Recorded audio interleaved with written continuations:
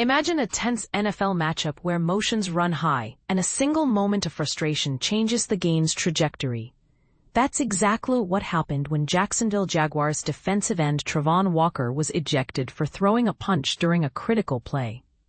In a game against the Raiders, Walker found himself at the center of controversy after delivering a blow to Raiders offensive lineman Stone Forsythe following a successful field goal by Daniel Carlson. This incident not only led to Walker's disqualification in the third quarter, but also sparked a debate about player conduct and the consequences of on-field altercations. Here's where it gets even more intriguing. Forsythe was also penalized for unnecessary roughness, but the penalties offset each other, leaving the game's momentum largely unaffected. Carlson's 24-yard field goal had just given the Raiders a 9-6 lead with 6:29 remaining, setting the stage for a tense finish.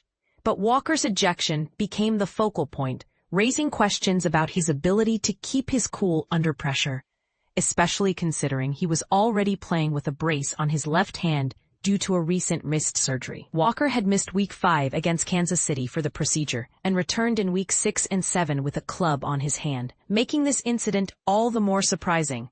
But here's where it gets controversial.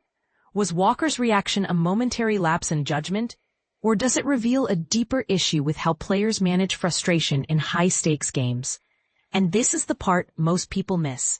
Walker's injury could have played a role in his decision-making, as physical discomfort often amplifies emotional responses. Should the NFL consider players' health conditions when evaluating penalties for on-field altercations, or is the league's zero-tolerance policy for violence the right approach, regardless of circumstances? This incident not only highlights the physical demands of the sport, but also the mental and emotional toll it takes on players.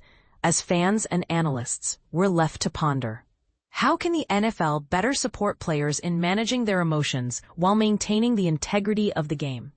Let's keep the conversation going. What's your take on Walker's ejection and the broader implications for player conduct in the NFL?